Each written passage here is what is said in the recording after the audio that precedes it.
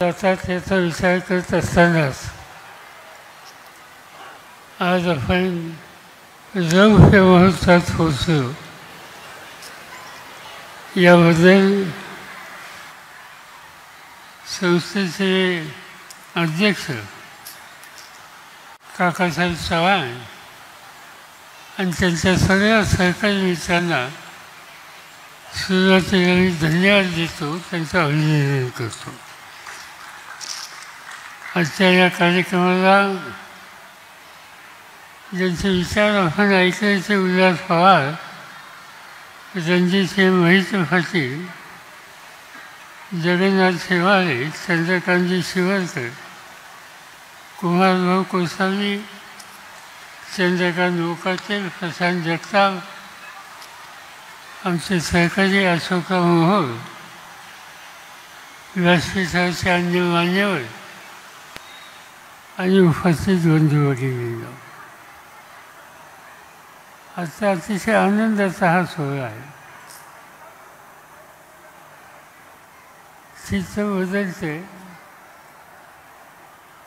मला आठवतंय 1970-72च्या काळामध्ये मी महाराष्ट्राच्या मंत्रिमंडळाचा एक लहान मंत्री होतो आणि त्या काळामध्ये दाजी आणि आजूबाजूच्या गावामध्ये कधी जाण्याचा प्रसंग यायचा. चित्र वेगळं होतं. अतिशय सुंदर हिरवीगार शेती होती, आंब्याची झाडं होती आणि अतिशय शेती करणारा हा उद्योग पुणेकरांची गरज भागवणारा हा उद्योग म्हणून या मुलखाचा लौकिक होता.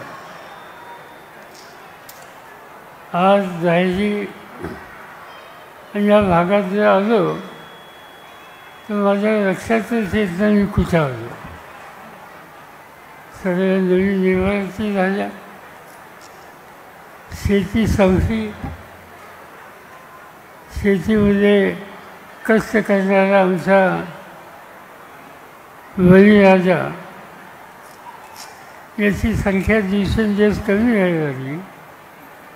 पुढची पिढी वेगवेगळ्या क्षेत्रामध्ये काही ना काहीतरी कष्ट करून समृद्धीच्या रस्त्यावर जायची काळजी घ्यायला लागली आणि हे सगळं चित्र गेल्या काही वर्षात बदललेलं आहे.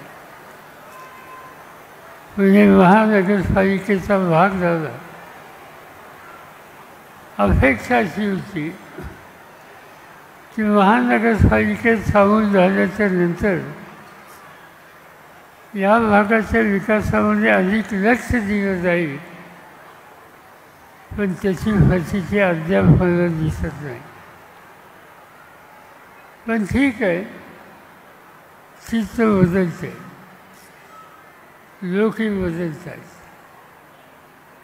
आणि सगळ्यात महत्त्वाचं काम काकासाहेब आणि त्यांच्या सहकार्यांनी केलं असेल तर ज्ञानदानाचा रस्ता हा नव्या पिढीच्यासाठी उघडला. एक काळ असा होता की पुणे शहर हे विद्येचं माहेर. देशाच्या कानाकोपऱ्याचे लोक ज्ञान संपादन करण्याच्यासाठी पुण्यनगरीमध्ये येत असत. 100 वर्षाच्या पूर्वी स्थापन झालेल्या शैक्षणिक संस्था हे पुण्याचं वैशिष्ट्य होतं. आणि आज हे जे पुण्याचं वैशिष्ट्य पुण्यापुरतं मर्यादित होतं, आज त्याचा बदल होतो आहे. आज दहावीला आल्याच्या नंतर ही धारेश्वर विद्या आणि क्रीडा प्रतिष्ठानच्या वतीनं जी अतिशय सुंदर वास्तू आणि सुंदर शैक्षणिक संस्था काकासाहेबांच्या सहकार्याने उभं केली, त्याच्यातून एक प्रसिद्धी येते की हे ज्ञानाचं केंद्र, ज्ञानाचं माहेरघर फक्त पुणे शहरापुरतं सीमित राहिलं नाही, ते आता दाहिलीला सुद्धा येऊन पोचलं आणि शिक्षणाचा विस्तार व्हायला लागलेला आहे. त्याच्यामध्ये अनेक लोकांनी कष्ट केले. पुणे जिल्ह्याचा ग्रामीण भाग हा त्या काळामध्ये शिक्षणाच्या बाबतीत काही मर्यादित संस्था आणि मर्यादित ठिकाणं जर सोडली तर त्याच्या बाहेर कधी होत नसते. पण त्यावेळी एक राजकारणाची आणि समाजकारणाची एक पिढी होऊन गेली आणि त्या पिढीनं ग्रामीण भागात सुद्धा शिक्षणाचा विस्तार हा होण्याची आवश्यकता आहे ही भूमिका घेतली. अनेकांची नावं घेतात ती, तुमच्यापैकी अनेकांना त्याची फारशी माहिती नसेल, पण पुणे जिल्ह्यामध्ये शहराच्या नंतर ग्रामीण भागामध्ये शिक्षणाचा विस्तार करण्याच्यासाठी बाबूराव घोलप यांचं योगदान होतं, अण्णासाहेब आवटेंचं होतं, मामासाहेब मोहरांचं होतं, विठ्ठलराव सातवांचं होतं. आणि मला सांगायला अभिमान वाटतो की याच्यामध्ये माझ्या आईचा सुद्धा वाटा होता. माझी आई त्या काळामध्ये जिल्हा परिषदेला नव्हत्या, लोकल बोर्ड असायचं. आणि 1936 साली माझा जन्म व्हायच्या आधी 4 वर्ष माझी आई स्कूल बोर्डाला निवडून आली आणि संबंध पुणे जिल्ह्यामध्ये शैक्षणिक संस्थांमध्ये निवडून आलेली एकमेव स्त्री होती आणि तिने या कामामध्ये त्या काळामध्ये लक्ष दिलं. कधी कधी मला सांगायला गंमत वाटते की एक दिवशी पुणे लोकल बोर्डामध्ये स्कूल बोर्डामध्ये काही नवीन उपक्रम हातामध्ये घेतला होता आणि माझी आई त्यावेळेला स्कूल बोर्डात लोकल बोर्डात होती. तो कार्यक्रम अतिशय महत्त्वाचा होता. शंकरराव मोरे त्या काळात अध्यक्ष होते आणि त्यांनी सगळ्या सभासदांना सांगितलं की आपण शिक्षणामध्ये परिवर्तन करतो आहे आणि त्या सोहळ्याला प्रत्येकाने हजर राहिलो. आणि माझी आईसुद्धा हजर राहिली. पण त्याचं वैशिष्ट्य हे होतं की हजर राहिली त्यावेळेस 6 दिवसाचं बाळ जन्मलेलं बरोबर घेऊन बारामतीमधून ती पुण्याला आली. तिला विचारलं की 6 दिवसाचं बालक घेऊन तुम्ही येत आहे. माझ्या आईने सांगितलं की शिक्षणाचं महत्त्व काय हे आम्हाला कर्नल भाऊराव पाटलांनी शिकवलं, तसं महात्मा ज्योतिबा फुले आणि सावित्रीबाईंनी सुद्धा शिकवलं. आणि म्हणून जरी अतिशय लहान बालक असलं तरी त्या बालकाला घेऊन मी या ठिकाणी आले.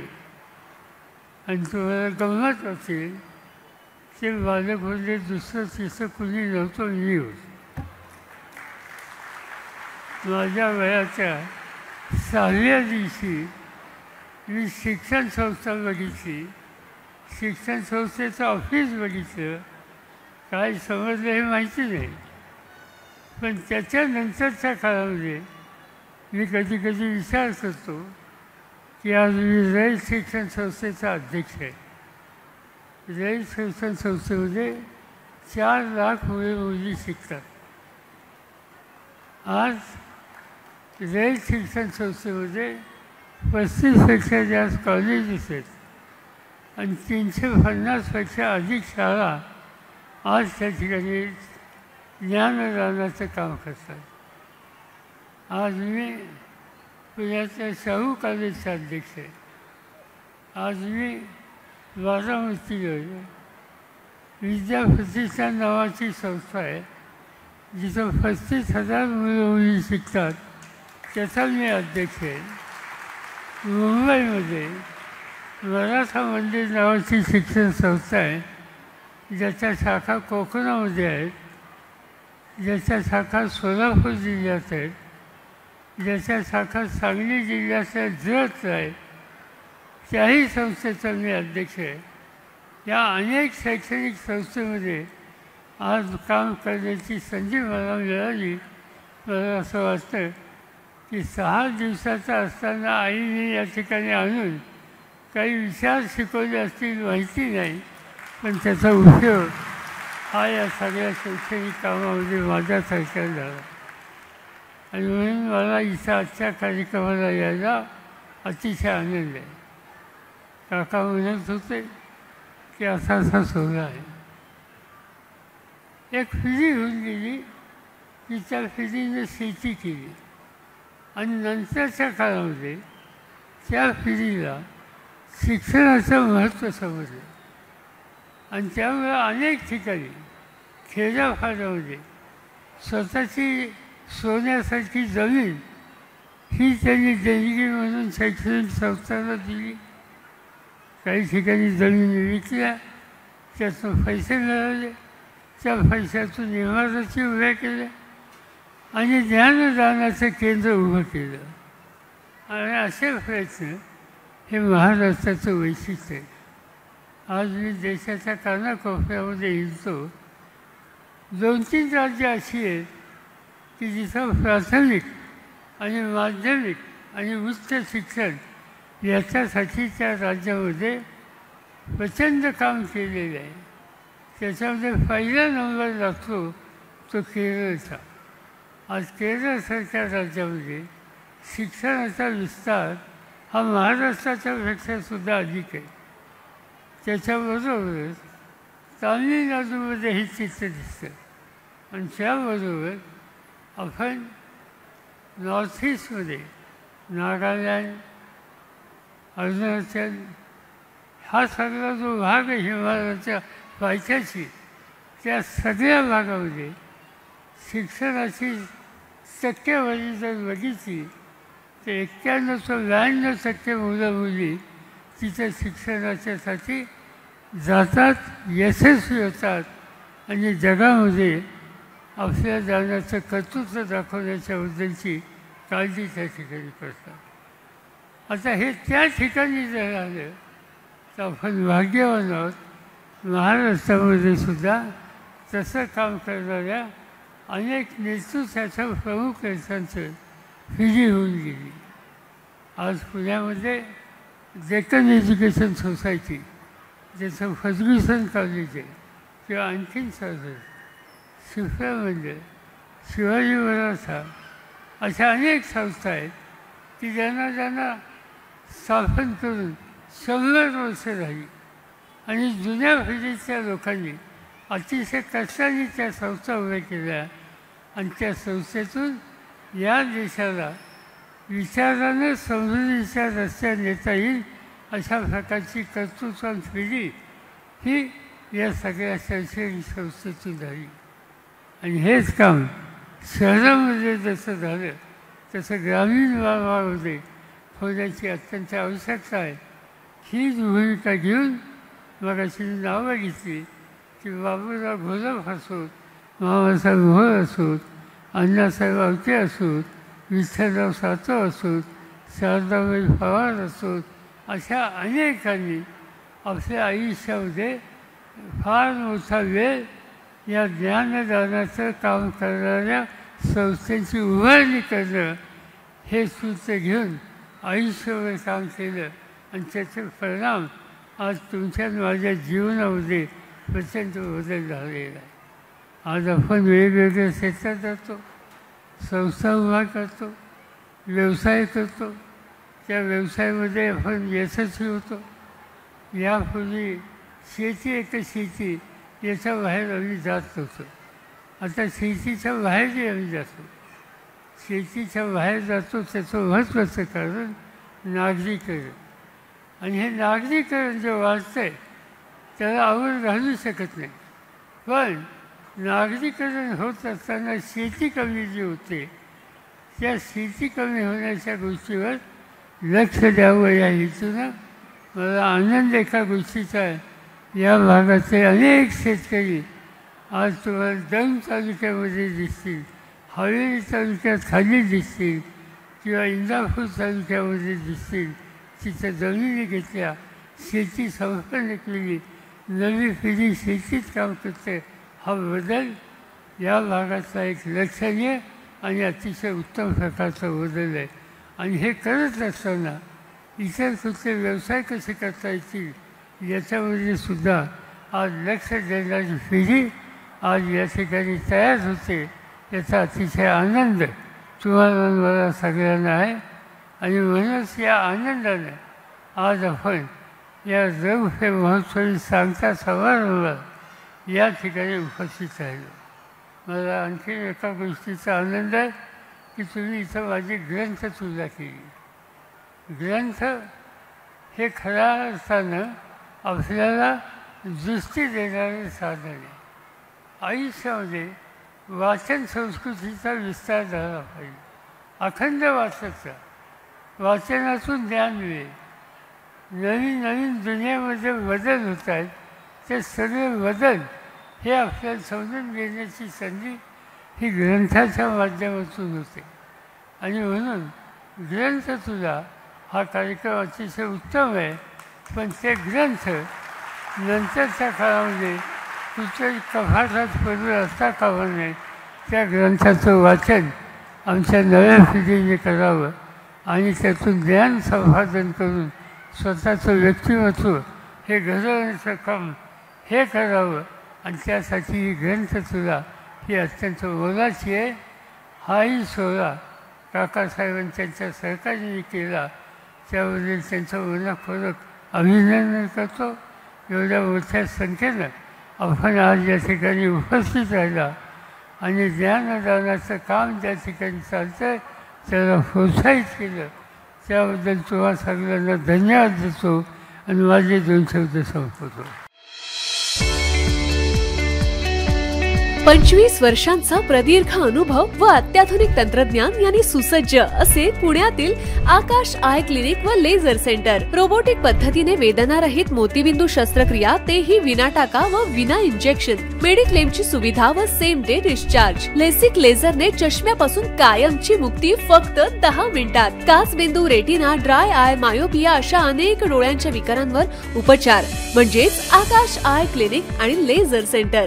CTR कंपनी जवळ, विमान नगर, नगर रोड, पुणे. संपर्क 8888173100. Come on guys, hurry up. यार सुन ना, एक ब्रेक ले लेते हैं. Guys, I'm telling you, तुम लोगों को सही से ट्रैकिंग नहीं आता. But that's okay, you can learn.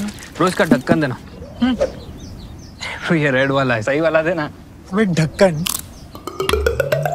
पहले तो सही पानी पीना.